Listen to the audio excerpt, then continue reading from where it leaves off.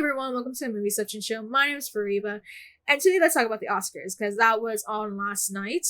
And I just want to give some quick thoughts about it and just my general overview as well as some takeaways. So yesterday I did my final predictions and having gone through my breakdown of it, my analysis of it.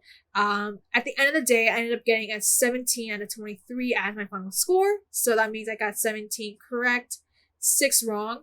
So that averaged up to I think a 73% or 74% overall, which I'll take. Because I think like overall throughout the night I was really like thinking that I was getting far more incorrect answers than I, was getting out of it. And I mean 17 is still good. I think getting 17 correct I'll take that. But there was definitely some categories that I think that I did overthink too much. So for one thing, let's talk about the acting categories, right? So Jamie Lee Curtis did win Best Supporting Actress. That was the one I did get incorrect. And then Brendan Fraser got Best Actor, which I also got incorrect. But I did get Ke Huy Quan for Best Supporting Actor, as well as Michelle Yeoh for Best Actress. So the big takeaway I have out of this is that, well, stick with the SAG. Because basically, the SAG winners that we got from that basically ended up being the winners that we saw at the Oscars. And I think that I was overthinking too much regarding the Best Actor winner as well as the Best Supporting Actress winner. Like, I was thinking that maybe I should have just stuck with the SAG picks, but then I was like, you know what, maybe there might be some other things to take into consideration, like the international voters and the older voters, like they might think differently, and maybe that might play into like a whole different scenario. And I overestimated those, numbers too much, that, I got those two acting categories incorrectly. And honestly, I think the takeaway is that, in terms of predicting the acting category, if you get the SAGs, stick with the SAGs. Because honestly, like, I should have just stuck with them. The SAGs were 4 for 4.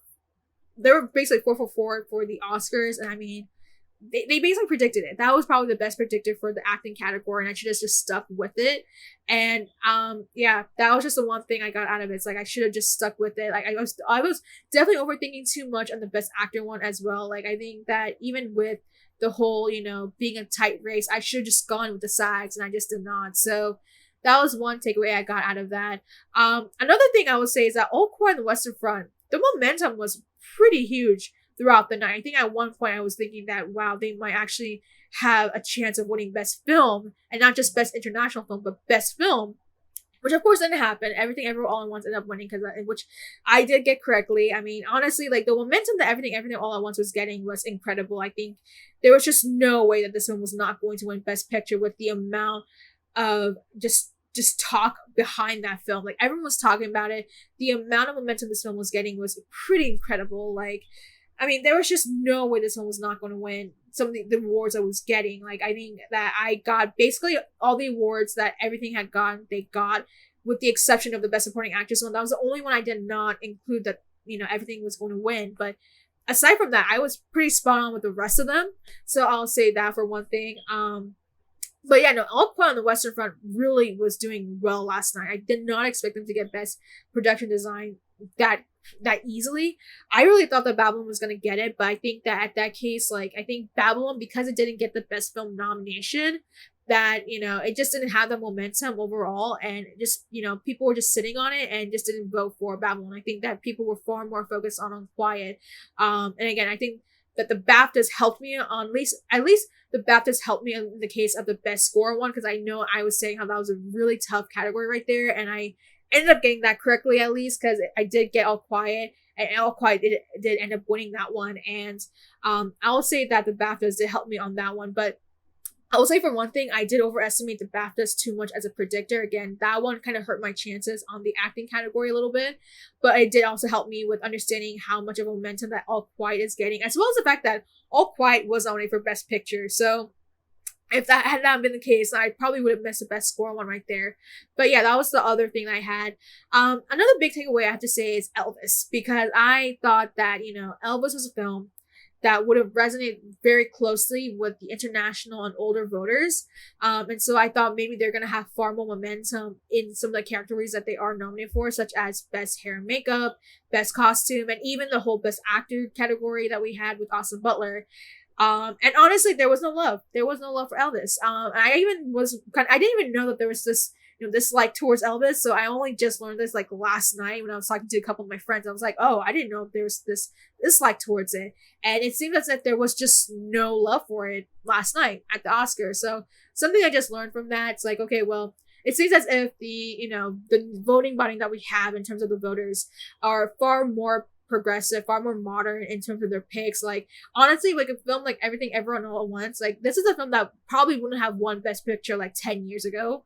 Like, it wouldn't even be considered to be a top contender, or it could have at least been listed as a top 10 film, but probably not a film that would have been a top contender. Like, had we, had this set of films 10 years ago, I think that it would have been The Fablemans that would have been the one that probably would have taken home the big prizes, because of, those are the Oscar baiting films, like, the biopics and, anything that's with Hollywood. So like Babylon in that case.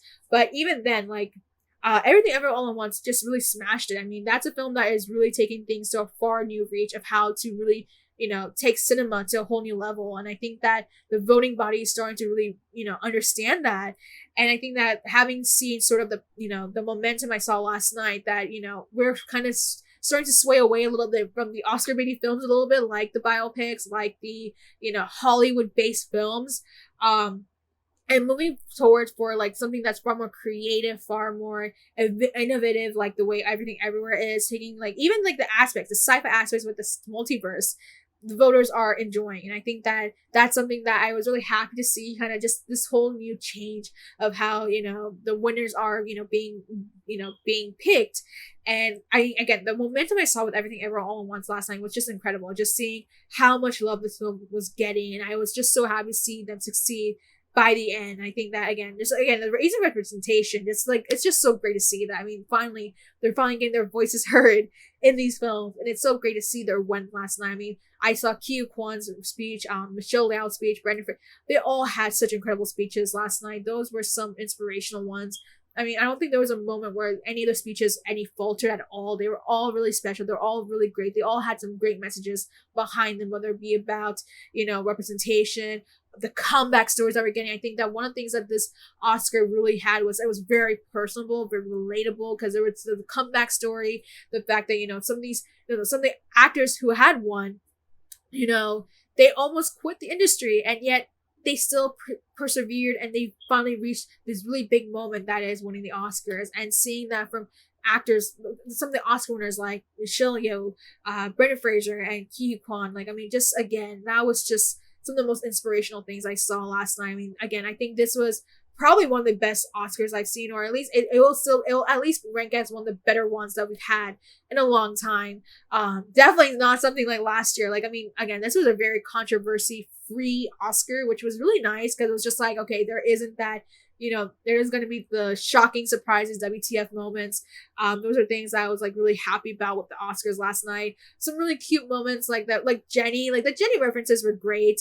From Banshees of Inisherin, that was a really cute thing to see, as well as Cocaine Bear. And Malala's like quote about, I only, support, I only talk about peace, or something like that. Great moments. I mean, I also have to call out the moment that, Harrison Ford presents Best Picture, and his hug with Ke Quan, because they both have worked together in Indiana Jones. That was a really, really heartfelt moment. I think for this one, there was definitely a lot of great moments that we got out of this Oscars that I was just like, oh wow, this was just great to watch. Even though my predictions didn't go as the way they planned, it doesn't matter, because I think that all the winners that we did get out of it, I mean, just the speeches that we got were great. They were very inspirational. The comeback stories that we did get, as well as, some of the moments that we did get, such as like, the Jenny, the Cocaine Bear. Those are some great moments to get out of this Oscar. And I think that was something that, this Oscar really did a great job of. And yeah, it was a 3 hour and 30 minute, show, but whatever, right? I mean, these Oscars always go over time. They can never figure out a way to, keep it under 3 hours, but it's okay. I don't really have a problem with that. The performances were great overall. I mean, Lady Gaga, let me just say, Lady Gaga did such an amazing performance last night. I had to really call that out, because, oh my god, just for her to really just wear a, gray t-shirt and, black pants. I mean, she was just incredible last night. I mean, her range is just amazing. The Natu Natu song, I mean, just the energy that you're getting out of the stage, like, you just want to dance to it, like always. And then, yeah, again, this was just a really great Oscar to watch. I don't think there was any moment I mean, I will even say the monologue was pretty good. Like, I mean, I'm not the biggest Jimmy Kimmel fan, and I know a lot of people dislike Jimmy Kimmel. I actually been to Jimmy Kimmel's live show before, and I mean, I wasn't a big fan of it, but for this Oscar, his monologue was actually pretty good. I was pretty surprised how good it was. I love how they mentioned the AMC thing because I feel like that's the one thing that a lot of like the inside, like that's like an inside joke behind a lot of people who have AMC A-list. Like that was a really fun jab that he had in the show. Like I was like, oh, the AMC joke. I mean, I'm like, I understood this reference, right? Those are some of the things that he mentioned throughout the show were great. We even got this really great meme of Andrew Garfield, just his awkward smile. Like now that is now going to live throughout meme culture right there. So that was a really great moment to get.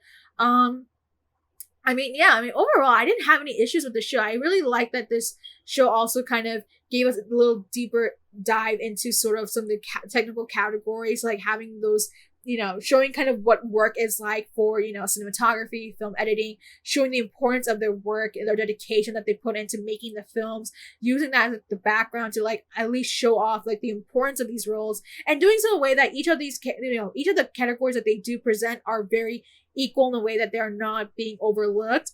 So I really like this Oscars overall. And yeah, that's all I have to say about Oscars, right? I think the only thing I will mention is the best supporting actress thing, because like I know a lot of people have been talking about it. That's like probably the one thing that has been the most discussed thing about the Oscars, which is, the best supporting actress winner. Yeah, a lot of people are talking about the fact that Angela Bassett, didn't cheer for Jamie Lee Curtis. And let's be honest, I don't really have any grudge about that. I think that I totally understand, like, from her perspective, what it feels like. She did start off the award season as the best, the highest likely chance to win this category, only to see that she didn't get it. Like, she had the best chance of winning it and she just didn't get it. So I don't really have any grudge about her for like, feeling that way and not, being proud of her fellow nominee who just won, right? And also I still have to argue that like I'm still kind of baffled a little bit about Jamie Lee Curtis's win, because honestly, like for me personally, who has watched Everything Everywhere All at Once so many times, I thought for one that the best supporting actor performance wasn't really Jamie Lee Curtis, but it was Stephanie Hsu. So, because I thought Stephanie Hsu's character was far more memorable than Jamie Lee's character, and I think that there is a kind of sense that I think they did give the award out in a way that they were just kind of giving. It does kind of have this Lifetime Achievement Award sort of reasoning behind giving it to Jamie Lee Curtis, which is kind of like I'm not really.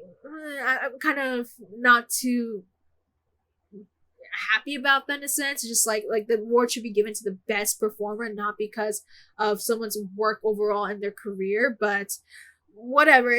What happens happened, right? I mean, honestly, for me, I think that should have been Angela Bassett or Stephanie Hsu. It could have been anybody, honestly, in that category. I just felt like Jamie Lee Curtis's her performance in Everything Everywhere All at Once, I thought was just kind of the underdog really in this whole race. I didn't think that she had that momentum until watching the SAG, but oh well, it happens. What happens has happened. I think that, again, I mean, I love Jamie Lee Curtis. She's great. I'll still continue to argue that Hsu had a far better and memorable performance than Jamie Lee's character as Deidre, but whatever, right? I mean, that's a whole talk that's been happening so far. I understand a lot of people are outraged about this. I also understand kind of the befuddlement of like the whole situation, the win and everything like that. But everything's happened, right? I mean, there's nothing else you can do. Like, the winners have been announced. That is how it is. And hopefully we'll see Angela Bassett back in as a nominee, and hopefully does get to win one day, as well as seeing Stephanie Hsu in future awards. But yeah, I think other than that, there's really nothing else I can say about it. I've already talked about my takeaways.